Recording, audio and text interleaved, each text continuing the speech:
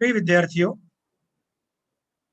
College शिक्षा राजस्थान आयुक्तालय का एक अभिनव प्रयास है जिसका नाम है ज्ञानदूत। इस आयोजन के माध्यम से इस ग्रीष्मावकाश और कोरोना काल के संकट के बीच सभी छात्र अपने विषय के प्रति जागरूक रहें और सतत अध्ययनशील रहें और कुछ न कुछ अर्जित करते रहें। इसी क्या सार्थक दिशा का नाम है ज्ञानदूत।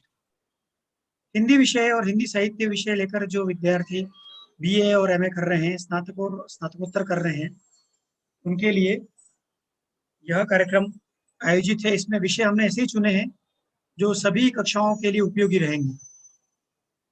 आज की इस कड़ी में प्रिय विद्यार्थियों, हमारे बीच उपस्थित हैं राजकीय महाविद्यालय कोटा साइंस से डॉक्टर सियाराम मीणा सर।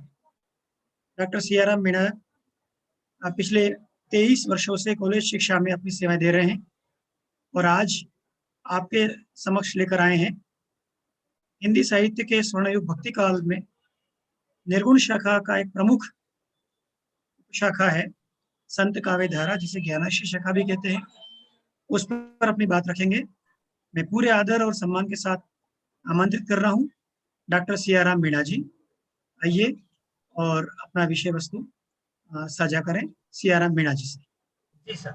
ज्ञानदूत कार्यक्रम के समन्वयक डॉक्टर मनोज पांड्या सर जी एवं आपकी जो टीम है, आपका बहुत बहुत धन्यवाद एवं आभार।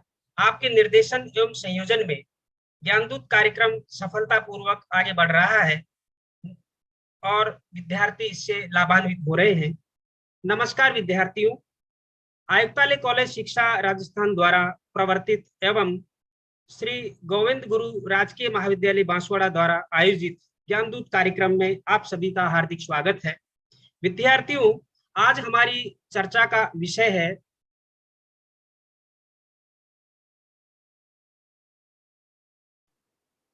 संत काव्य और मैं डॉक्टर सियाराम मीणा आपके सामने इस विषय को लेकर प्रस्तुत हूं।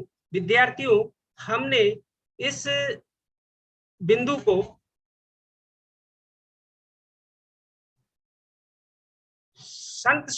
इस चर्चा को हमने 4 भागों में विभाजित किया है और सबसे पहले संत शब्द का अर्थ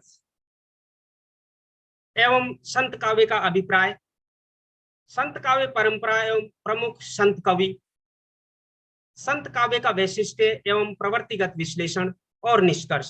इस प्रकार से 4 भागों में इस चर्चा को विभाजित किया है। सबसे पहले हम लेते हैं संत शब्द का अर्थ एवं संत काव्य का अभिप्राय। हिंदी साहित्य के इतिहास को काल विभाजन की दृष्टि से 4 भागों में बांटा है: आदिकाल, भक्तिकाल, रीतिकाल और आधुनिक काल। हमारा आज का जो वर्ण्य विषय है, चर्चा का विषय है संत काव्य, उसका संबंध भक्ति काल से है। भक्ति काल को 2 भागों में बांटा गया है: सगुण भक्ति धारा और निर्गुण भक्ति धारा। निर्गुण भक्ति धारा को पुनः प्रेमाश्रय शाखा, ज्ञानाश्रय शाखा अर्थात सूफी काव्य धारा और संत काव्य धारा में विभाजित किया गया है। सूफी काव्य धारा के प्रतिनिधि कवि जायसी है और संत काव्य धारा के प्रतिनिधि कवि कबीर है। हम जिस विषय को लेकर आज आए हैं उसका संबंध ज्ञानाश्रय शाखा अर्थात संत काव्य धारा से है। विद्वान समीक्षकों ने संत काव्य धारा को अलग अलग नामों से पुकारा है। आचार्य रामचंद्र शुक्ल ज्ञानाश्रय शाखा के नाम से पुकारते हैं, तो आचार्य हजारी प्रसाद द्विवेदी ने निर्गुण भक्ति साहित्य कहा है। डॉक्टर रामकुमार वर्मा, डॉक्टर गणपति चंद्र गुप्त, डॉक्टर परशुराम चतुर्वेदी ने ज्ञानाश्रय शाखा को संत काव्य के नाम से संबोधित किया है। विद्यार्थियों, हम देखते हैं सबसे पहले संत शब्द का अर्थ। संत शब्द का प्रयोग साधारणतः किसी भी पवित्र आत्मा और सदाचारी पुरुष के लिए किया जाता है, किंतु संत मत या संत काव्य के रूप में प्रयुक्त होने पर इसका एक पारिभाषिक अर्थ भी हो सकता है, जिसके अनुसार यह उस व्यक्ति का बोध कराता है जिसने सतरूपी परम तत्व का अनुभव कर लिया हो और जो इस प्रकार अपने व्यक्तित्व से ऊपर उठकर उसके साथ तद्रूप हो गया हो। अतः विशिष्ट लक्षणों के अनुसार संत शब्द का व्यवहार केवल उन आदर्श महापुरुषों के लिए किया जा सकता है जो पूर्णतः आत्मनिष्ठ होने के अतिरिक्त समाज में रहते हुए निस्वार्थ भाव से विश्व कल्याण में, लोक कल्याण में, मानवता के हित में प्रवृत्त रहा करते हैं। यही संतों की सबसे बड़ी विशेषता है। इसके सिवा यह शब्द अपने रूढ़ अर्थ में ज्ञानेश्वर आदि निर्गुण भक्तों के लिए भी प्रयुक्त होता आया है, जो दक्षिण के वारकरी संप्रदाय के प्रचारक थे और कदाचित अनेक बातों में उन्हीं के समान होने के कारण उत्तरी भारत के कबीर आदि संतों के लिए भी इसका प्रयोग होने लगा। विद्यार्थियों, समझने की बात है कि यह शब्द पहले ज्ञानेश्वर आदि निर्गुण भक्तों के लिए प्रयुक्त हुआ करता था। बाद में उत्तर भारत में जो भक्ति की बयार रामानंद के माध्यम से फैली और उसकी जो कबीर आदि संत थे उनके लिए भी, कबीर आदि जो संत थे, कवि थे, उनके लिए भी इस शब्द का प्रयोग हुआ और यही संत शब्द काव्य शब्द के साथ लगकर अर्थात संत काव्य बनकर भक्तिकालीन निर्गुण ज्ञानाश्री शाखा के कवियों के काव्य के लिए रूढ़ हो गया। अर्थात अब हम संत काव्य की परिभाषा दे सकते हैं कि भक्तिकालीन ज्ञानाश्री शाखा के कबीर, रैदास आदि संत कवियों द्वारा रचित काव्य को संत काव्य कहा जाता है। और भक्तिकालीन संतों के व्यक्तित्व एवं कृतित्व को देखते हुए संत के क्या लक्षण हो सकते हैं कि उसमें आध्यात्मिक चेतना हो, उसमें सम्यक दृष्टि हो, सत्य को प्रकट करने का साहस हो, उसमें निडरता हो, स्पष्टवादिता हो, शास्त्र के स्थान पर अनुभव से वो बात करते हो, विश्व कल्याण की भावना हो, लोक कल्याण की भावना हो, लोक हित की भावना उनमें हो और जो अभिव्यक्ति की जो शैली है वह उपदेशात्मकता हो। सत भक्तिकालीन संत कवियों की जो सबसे बड़ी बात है वह वो जो विशेषता है, संत सत्य को प्रकट करने का साहस उनमें है। उस समय संत कवि ही कह सकते थे कि पंडित बाद बदे सो झूठा, काकर पाथर जोड़कर मस्जिद लई बनाई, पाहन पूजे हरि मिले तो मैं पूजू पहाड़, पंडित और मशालची दोनों सूझे नाही, औरों को करे चांदना आप अंधेरा माई। इस प्रकार से जो क्रांति धर्मिता है और सत्य को प्रकट करने का जो साहस है वो संतों में ही हो सकता है। अब हम देखते हैं संत काव्य परंपरा और प्रमुख संत कवियों का परिचय। वैसे संत कवियों की जो परंपरा है वो बड़ी लंबी है, लेकिन हमने बिल्कुल संक्षेप में आपके सामने यहाँ पर प्रस्तुत की है। वैसे तो संत कवियों की सूची और परंपरा लंबी है, किंतु नामदेव, रामानंद, कबीरदास, नानक देव, दादू दयाल, मलुकदास, सुंदरदास, धर्मदास, रज्जब, जम्बनाथ, हरिदास निरंजनी, संत सिंगा, लालदास, सदना, बाहुरी साहिबा, पीपा सेन, धन्ना, अंगद, शेख फरीद, वीर भान, बाबालाल आदि का नाम संत परंपरा में प्रमुखता से लिया जा सकता है, जिन्होंने संत काव्य और परंपरा को समृद्ध किया है। विद्यार्थियों, आगे सांकेतिक रूप से हम कुछ संत कवियों का प्रतिनिधि संत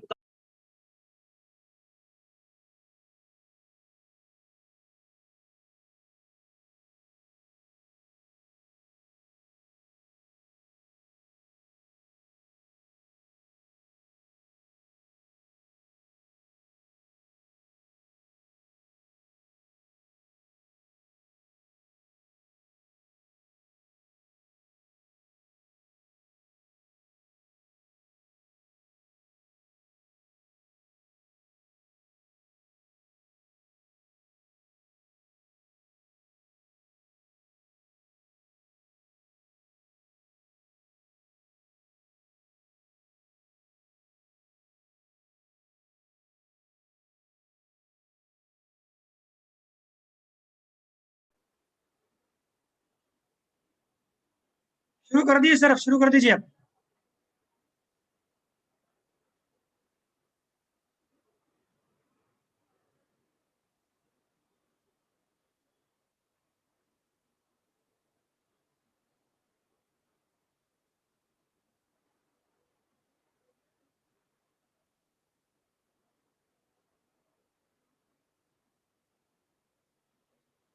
सर जुड़िए जुड़िए, जुड़ जाइए, जुड़ जाइए। हाँ मतलब, हाँ हाँ जुड़ गया आप। हाँ, शुरू कर दीजिए, शुरू कर दीजिए। ऑडियो वीडियो दोनों ऑन कर दीजिए, ऑन कर दीजिए। ऑडियो वीडियो दोनों नहीं, ऑडियो ऑडियो और वीडियो दोनों ऑन कर दीजिए सर आप।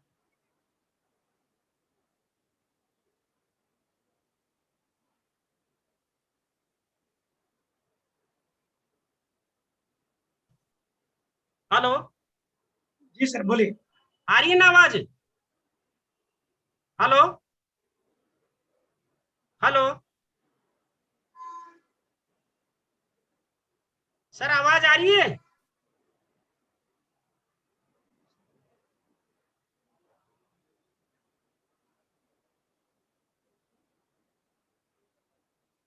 हेलो। आवाज आ रही, आ रही है, आ रही है। Okay okay okay. Namdev Kabir के पूर्ववर्ती निर्गुण भाव के साधक तथा निर्गुण पंथ के अग्रणी पथ प्रदर्शक संत थे, जो कि महाराष्ट्र के संत कवि के रूप में प्रसिद्ध है। इनके हिंदी भजन गुरु ग्रंथ साहब में संग्रहित हैं।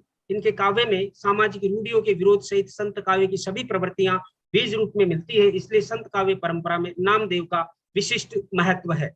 अगले संत है रामानंद। कहते हैं कि भक्ति द्राविड उपजी राय लाए रामानंद, प्रकट किए कबीर ने सप्तद्वीप नवखंड। इसलिए संत मत के प्रचार और प्रसार का श्रेय विद्वानों ने रामानंद को दिया है।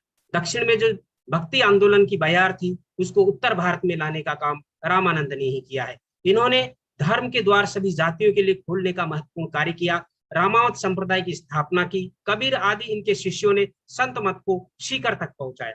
कबीरदास, रामानंद की शिष्य परंपरा में कबीरदास महान विचारक, क्रांति चेता, युग द्राष्टा, संत काव्य के उन्नायक महाकवि थे।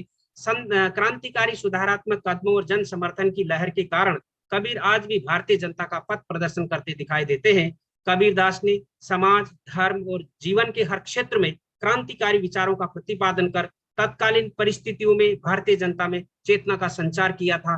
बीजक आपकी महत्वपूर्ण रचना है। संत रैदास, मध्ययुगीन संतों में रैदास का प्रमुख स्थान है। वे निम्न वर्ण में पैदा हुए थे। इन्हें मीरा का गुरु माना जाता है। स्वामी रामानंद ने दीक्षा प्रदान की थी। रैदास अहंकार और असत्य के विरोधी थे। इनकी भक्ति में प्रदान है। गुरु नानक, गुरु नानक सिख पंथ के मूल प्रवर्तक थे। इनका जन्म राय भाई की तलवंडी गांव में हुआ था। इनके पद गुरु ग्रंथ साहब में संकलित है। असा दीवार, सोहिला, रहीरास इनकी प्रमुख रचनाएं हैं। नानक देव के दर्शन का सार जपूजी है। इनके उपदेशों में मानवता व समाज सुधार का प्रबल आग्रह है। संत दादू दयाल, दादू पंथ के प्रवर्तक, धर्म और समाज सुधारक दादू दयाल रहस्यवादी संत के रूप में विख्यात है। दादू दयाल ने देश भ्रमण के पश्चात सन 1573 में नरेना सांबर राजस्थान में अपना निवास स्थान बनाया। उनका सत्संग स्थल अलख दरीबा के नाम से प्रसिद्ध हुआ। वे वर्ग और धर्म विहीन समाज के विचारों के पोषक थे। उनके शिष्यों ने हरडे वाणी शीर्षक से उनकी रचनाओं को संग्रहित किया। अंगवधु उनकी प्रमुख रचना है। संत जम्बनाथ, संत जम्बनाथ का जन्म जोधपुर राज्य के नागौर जिला अंतर्गत पीपासर ग्राम में राजपूत वंश में हुआ।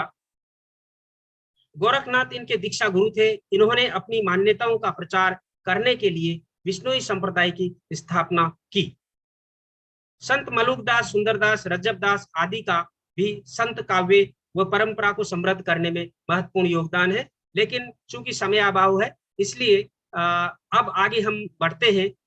तात्पर्य है कि संत काव्य की मूल काव्य चेतना क्या है, मूल तथ्य क्या है, तो उस पर बात करते हैं कि संत काव्य की मूल प्रेरणा समाज की साधना रही है। संतों ने समाज में लिप्त न होकर भी समाज कल्याण का मार्ग अपनाया था। समाज का जो वर्ग शोषित, पीड़ित और प्रताड़ित था, उसके प्रति संतों ने पर्याप्त संवेदना और सहानुभूति का रूप अपनाया था। वस्तुतः संत साहित्य आध्यात्मिक विचारों का आकलन मात्र नहीं है, वरन उसमें तत्कालीन जनजीवन का प्रतिबिंब भी विद्यमान है। संत कवियों ने धार्मिक रूढ़ियों और सामाजिक सांस्कृतिक परंपराओं का अंधानुकरण नहीं किया। वर्णाश्रम धर्म का विरोध, काम, क्रोध, लोभ, मोह की निंदा, सदाचारों की प्रतिष्ठा, शास्त्रीय ज्ञान की उपेक्षा, आडंबरों, बाह्यचारों का घोर विरोध और आत्मानुभूति की प्रामाणिकता पर बल दिया। ये कहा जा सकता है कि संत काव्य ऐसा प्रकाश स्तंभ है जो निराशा, वासना, प्रतिशोध और प्रतिहिंसा में भटके मनुष्य को शताब्दियों से प्रकाश दे रहा है। आगे चलते हैं। संत काव्य की रचना समाज के निम्न तथा सामान्य वर्ग से आए कवियों तथा संतों ने की थी। संत कवि अशिक्षित जनता में सत्य का निरूपण, कथनी करने में एकता का प्रचार और नाम स्मरण का महत्व पहुंचाना चाहते थे। कबीरदास से लेकर संत काव्य धारा के अंतिम कवि तक की काव्य दृष्टि, समाज दृष्टि, विचारधारा में अद्भुत साम्य था, क्योंकि उन सभी कवियों का लक्ष्य एक ही था कि समाज में आई हुई कुरीतियों को, अंधविश्वासों को और पतन को समाप्त करना। हिंदी के आदिकाल में संत काव्य की प्रवृत्तियों की रूपरेखा बनने लगी थी। काव्य अनुभूत सत्यों की नींव पर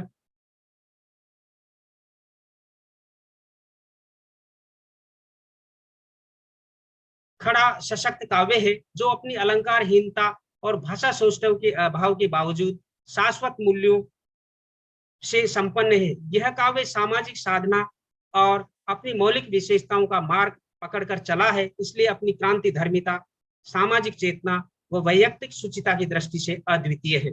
संत काव्य को समझने के लिए प्रवृत्तिगत विश्लेषण आवश्यक है, क्योंकि विद्यार्थियों के पास जो निबंधात्मक प्रश्न आते हैं उसमें विद्यार्थी बिंदुओं की तलाश करता है। तो कुछ विशेष बिंदुओं के आधार पर हम संत काव्य का प्रवृत्तिगत विश्लेषण करेंगे। चलिए देखते हैं। संत काव्य की पहली और महत्वपूर्ण विशेषता निर्गुण निराकार ब्रह्म की के प्रति आस्था। संत कवियों ने एक ही ईश्वर पर विश्वास किया है, जिसका न कोई रूप है न रंग है। सही चल रहा है ना? ठीक है। वह संसार के कण कण में विद्यमान है, घटघटवासी है, वह अनिर्वचनीय भाषातीत है, वह केवल अनुभव गम्य है, वह ज्योति स्वरूप अलख और निरंजन है। उसे सहज भाव से भक्ति तथा योग के माध्यम से प्राप्त किया जा सकता है।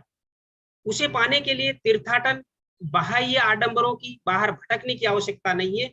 गुरु की कृपा से उसका सहज साक्षात्कार संभव है। निर्गुण के स्वरूप की व्याख्या करते हुए कबीरदास जी कहते हैं कि पार ब्रह्म के तेज गुण कैसा है उन्मान, कई बे की शोभा नहीं देखा ही परमान, जाके मुख माता नहीं ना ही रूप कुरूप, खूब बास्ते पात्रा ऐसा तत्व अनूप। अगली जो प्रवृत्ति है, विशेषता है संत काव्य की, वह है बहुदेववाद और अवतारवाद का विरोध। संत काव्य की पृष्ठभूमि में भारत की राजनीतिक, सामाजिक और धार्मिक परिस्थितियों का विशेष महत्व है। उस समय एकेश्वरवादी इस्लाम धर्म अपना प्रचार प्रसार कर रहा था। उधर संतों पर शंकराचार्य के अद्वैतवाद का भी प्रभाव था। आदिकालीन नाथों और सिद्धों ने भी अवतारवाद तथा बहुदेववाद के विरुद्ध वातावरण बना दिया था। अतः संतों ने युग की मांग के अनुसार बहुदेववाद का विरोध किया। ये अवतारवाद के भी समर्थक नहीं थे।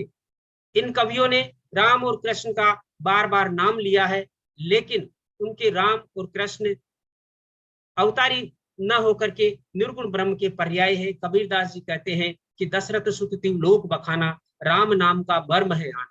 तो एकेश्वरवाद का समर्थन करते हुए कहते हैं कि हम तो एक एक करी जाना, दो ही कहे तिन्हीं को दो जग, जिन नाहिन पहचान। अब है कनक, माया, कनक और कामिनी से सचेत। संत कवि मानते हैं कि माया के दो रूप है, विद्या और अविद्या। संतों की मान्यता थी कि अविद्या माया ईश्वर प्राप्ति, भजन, सत्संग और कीर्तन में, भक्ति में। कबीर माया पापणी हरिशु करे हराम, मुख कड़ियाली कुमत की कहन दे राम। कि राम का स्मरण नहीं करने देती है, मुख पर कुंडी लगा देती है। वे मानकर चलते थे कि खांड की तरह मीठी प्रतीत होने वाली माया का प्रभाव अंततः विष तुल्य होता है। कनक और कामिनी उसी के रूप है। माया माह ठगिनी हम जानी कहकर इससे दूर रहने के लिए संत कवियों ने बार बार सचेत किया है। संत काव्य की अगली विशेषता है गुरु की महिमा। संत काव्य में गुरु की महिमा का विशिष्ट महत्व है। संत कवियों ने गुरु को ईश्वर से भी ऊंचा स्थान दिया है, जो ईश्वर प्राप्ति का मार्ग दिखाकर मुक्ति प्राप्त करने में सहायक होता है। संत काव्य परंपरा में गुरु की महिमा के बारे में पर्याप्त मात्रा में दोहे और पद मिल जाते हैं। गुरु ज्ञान चक्षु खोलने वाला होता है। सतगुरु की महिमा अनंत, अनंत किया उपकार, लोचन अनंत उघाड़िया, अनंत दिखावनहार। संत कवियों ने ईश्वर को, गुरु को ईश्वर से भी बड़ा माना है। गुरु गोविंद दो खड़े काके लागू पाए, बलिहारी गुरु आपने गोविंद दियो बताए।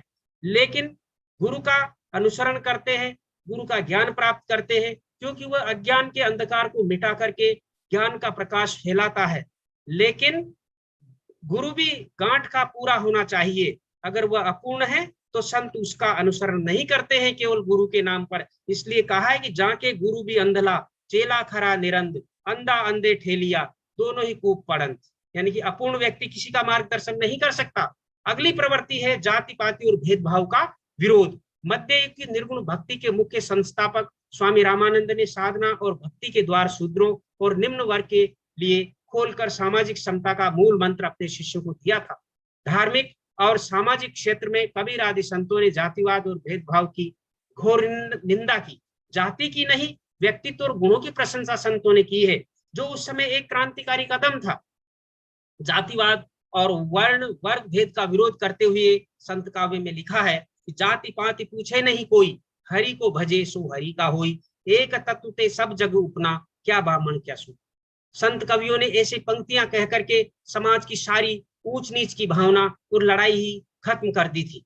वे आंतरिक व्यक्तित्व के महत्व पर बल देते हैं। ऊंचे कुल का जन्मिया, जो करनी ऊंच न होए, सुवर्ण कलश सुरा भराए, साधु निंदे सोए।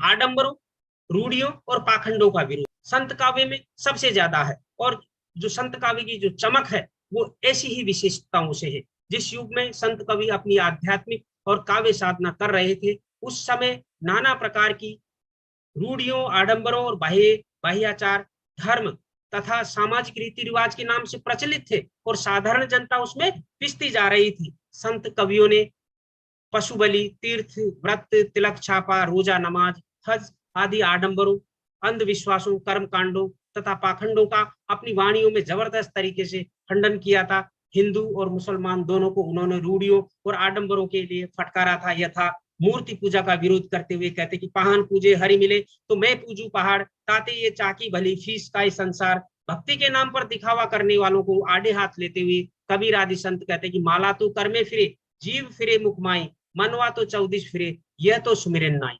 इसी तरह काकर पाथर जोड़कर मस्जिद लई बनाए, काकर पाथर जोड़कर मस्जिद लई बनाए, और दिन में रोजा रखत है, जिसे कई पदों को लिया जा सकता है। वास्तव में उनके तर्क प्रदान सामाजिक दर्शन से यह प्रमाणित होता है कि संतों ने मानव को एक ऐसे विश्वव्यापी मानव धर्म के सूत्र में बांधने का प्रयास किया था, जिसमें जाति, धर्म, वर्ग, वर्ण संबंधी भेद ही न हो और सारी लड़ाई समाप्त हो जाए।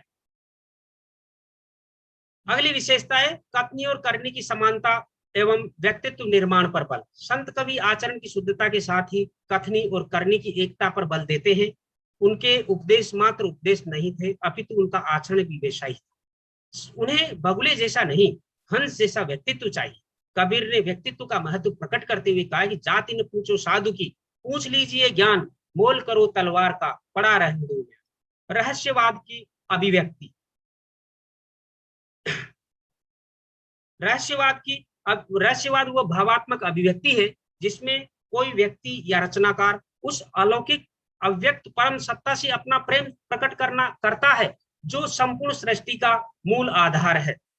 संतों ने भारतीय अद्वैतवाद और सूफी दर्शन के मिश्रण से अपने रहस्यवाद की सृष्टि की थी।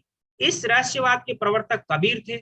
संत काव्य में भावात्मक रहस्यवाद की सुंदर अभिव्यक्ति हुई है। इस रहस्यवाद में प्रेम भाव प्रधान होता है। इसमें स्त्री रूपी परमात्मा को पति रूप में प्राप्त करना चाहती है। वस्तुतः संत काव्य के विरह और संयोग के पदों में रहस्यवाद की प्रवृत्ति झलकती है। विद्यार्थियों, संत काव्य में साधनात्मक, भावात्मक और अभिव्यक्ति मूलक तीनों प्रकार का रहस्यवाद मिलता है। भजन तथा नाम स्मरण में विश्वास। सभी संत कवियों ने माना है कि ईश्वर का स्मरण, ध्यान, भजन, कीर्तन और आत्मचिंतन ही परम सत्य है। बाकी सब झूठे और मिथ्या। समस्त प्रकार से विचार और चिंतन करके देख लिया है और अनुभव कर लिया है कि प्रभु नाम सुमिरन के अतिरिक्त सब माया का जंजाल है, दुख का कारण है, बंधन का कारण है। कबीरदास जी कहते हैं कि कबीर सुमिरन सार है और सकल जंजाल, आदि अंत सब सो दिया दूजा देखो काल। तो संत दरिया साहब कहते हैं कि दरिया सुमिरन राम का, कर लीजिए दिन रात। यही बात रैदास जी भी कहते हैं कि राम नाम के रटने की लत एक बार जब लग जाती है तो वह कभी छूटती नहीं है।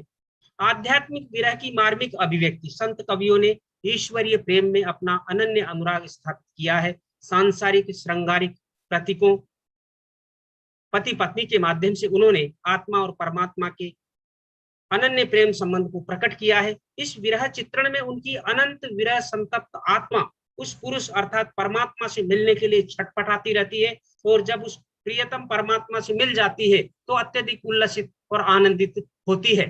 विरहणी आत्मा की ये मार्मिक दशा देखिए, जिसमें वह अनंत काल से उस ब्रह्म की प्रतीक्षा कर रही है और उसे पुकार रही है कि आंखड़ लिया झाई पड़ी, पंथ निहार निहार, जी भर लिया छाला पड़े, राम पुकारी पुकारी।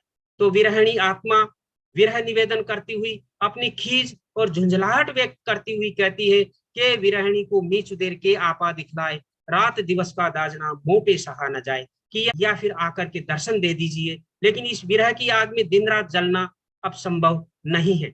समाज सुधार की क्रांतिकारी भावना। संत कवि उच्च कोटि के समाज सुधारक, मानवता की पोषक, समानता के समर्थक तथा नव युग प्रवर्तक कवि थे। वे एक ओर आध्यात्मिक और सात्विक जीवन के प्रचारक थे, तो दूसरी ओर समाज को बुराइयों से मुक्त करके उसे अच्छा बनाने की तमन्ना भी उनके मन में थी।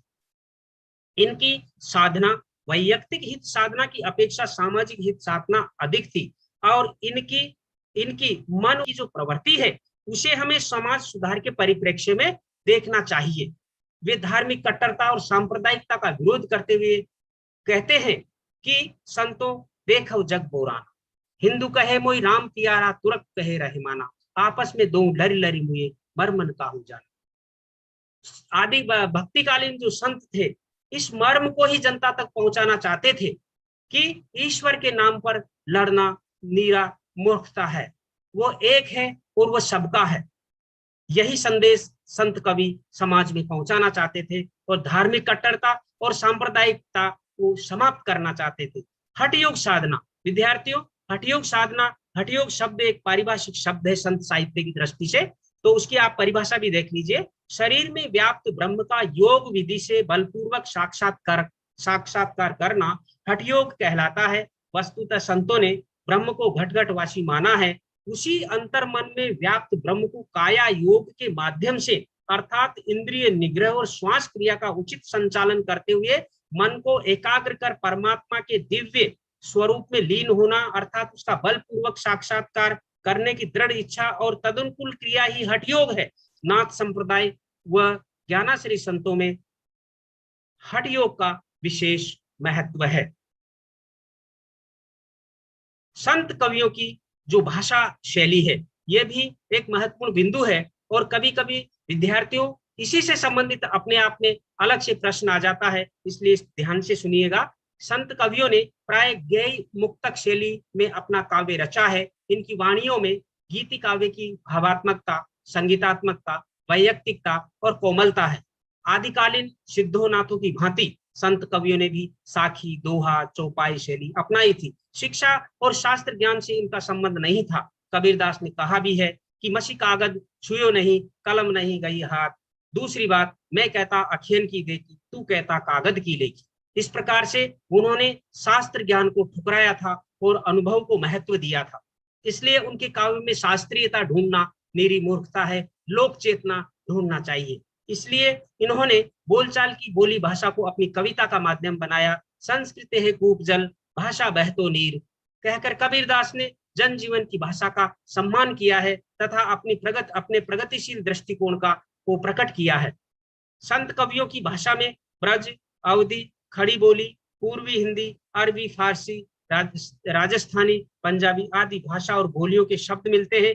कई बोलियों व भाषाओं का मिश्रण होने के कारण इनकी भाषा को पंचमेली, खिचड़ी भाषा या सदुकड़ी भाषा कहा गया है। संतों ने जहाँ साधारण जन के लिए उपदेश दिए, भाषा सहज, सरल और दैनिक जीवन से ग्रहित शब्दावली से युक्त है। विद्यार्थियों, इस बात को ध्यान में रखिएगा कि संत कवियों की भाषा के दो पक्ष है।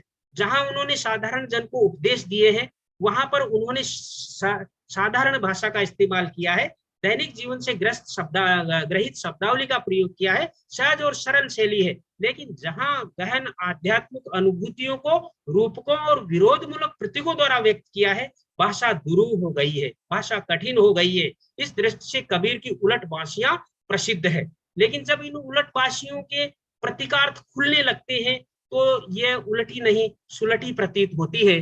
कबीर का ये दोहा, ये पद देख सकते हैं। एक अचंबा देखा रे भाई, ठाड़ा पहले पूत पीछे भई माई, चेला के गुरु लागी पाई। निष्कर्षात्मक टिप्पणी के रूप में संत काव्य के संदर्भ में कहा जा सकता है कि संत काव्य मध्य युग का ऐसा क्रांतिकारी आंदोलन था जिसमें मात्र सत्य और मानवता का संधान था। संत काव्य में सामाजिक विषमता, झूठ और धार्मिक पाखंड का मुंह तोड़ जवाब था, तो निडरता के साथ क्रांतिकारी चिंतन की अभिव्यक्ति भी। संत कवियों ने तर्क आधारित विचारों के धरातल पर समाज के नव निर्माण की दिशा में महत्वपूर्ण कार्य किया। भक्तिकालीन साहित्य को, महत्वपूर्ण पंक्ति है विद्यार्थियों, भक्तिकालीन साहित्य को शाश्वत जीवन मूल्यों और स्वर्णिम आभा से मंडित करने में संत काव्य का महत्वपूर्ण योगदान रहा है। विद्यार्थियों, हिंदी साहित्य के इतिहास में भक्ति काल को स्वर्ण युग कहा गया है और उस स्वर्ण युग की जो स्वर्णिम आभा बनाए रखने में, बनाने में जो योगदान संत साहित्य का है वह कभी भुलाया नहीं जा सकता। विद्यार्थियों, हमने जिन प्रवृत्तियों को, संत साहित्य की प्रवृत्तियों को आपको अब तक बताया है वो सारी आपके सामने एक जगह है और अब तक की जो चर्चा थी उसके 4 प्रमुख बिंदु थे वो आपके सामने हैं। और विद्यार्थियों, ये एक संक्षिप्त, लेकिन इसमें जो महत्वपूर्ण प्रश्न इस चर्चा के माध्यम से हल हो सकते हैं या सांकेतिक समाधान आपका हो सकता है, उन प्रश्नों को भी आपके सामने मैं प्रस्तुत कर रहा हूं। आप इन प्रश्नों को देखना और इस चर्चा में उनके उत्तर ढूंढने की कोशिश करना। निश्चित रूप से आपको प्रश्नों के जवाब मिलेंगे। दूसरी बात यह है कि संत साहित्य के अंदर, चाहे वो प्रतियोगी परीक्षा हो या दूसरी परीक्षाएं हो, कई सारे प्रश्न आते हैं, महत्वपूर्ण प्रश्न आते हैं। इस चर्चा से निश्चित रूप से आपको काफी प्रश्न मिलेंगे। विद्यार्थियों, धन्यवाद, आप साथ में जुड़े, और मनोज पांडे सर तथा उनकी टीम को भी बहुत बहुत धन्यवाद। आयुक्तालय को भी के प्रति भी आभार कि उन्होंने विद्यार्थियों के लिए इतना महत्वपूर्ण कार्य किया, ऐसा महत्वपूर्ण कार्यक्रम चलाया। धन्यवाद। बहुत बहुत धन्यवाद। डॉक्टर सिया सर के नाम में ही सियाराम है और उन्होंने संत काव्य धारा पर बहुत प्रभावी और बड़ा मार्मिक व्याख्यान दिया है। मैं अपने विद्यार्थियों से, मैं चैट बॉक्स में कहे जा रहा था कि इतने कम अवधि में पूरे संत साहित्य को और संत के उपादेयता को और विशेषताओं को समेट पाना किसी भी हिंदी विद्यार्थी के लिए बहुत दुष्कर है। लेकिन सियाराम जी सर ने बड़ी मेहनत करके बहुत समेकित रूप से आपके सामने प्रस्तुत किया है। मैं हिंदी विद्यार्थी के रूप में डॉक्टर सियाराम मीना सर का बहुत बहुत हार्दिक आभार ज्ञापित करता हूँ। अपने विद्यार्थियों, आपका भी मैं आभार व्यक्त करता हूँ कि आप अपने इस ग्रीष्मावकाश और अन्य कार्यों के बीच में आप रोजाना इस YouTube चैनल के माध्यम से लाइव जुड़ रहे हैं। मैं आभार ज्ञापित करता हूँ आयुक्तालय, ये नवाचार कौशल विकास टीम को, जिनके एक सूझबूझ से, दृष्टि से ये एक नई संकल्पना उभर कर सामने आई। आप सभी का पुनः बहुत बहुत आभार ज्ञापित करता हूँ।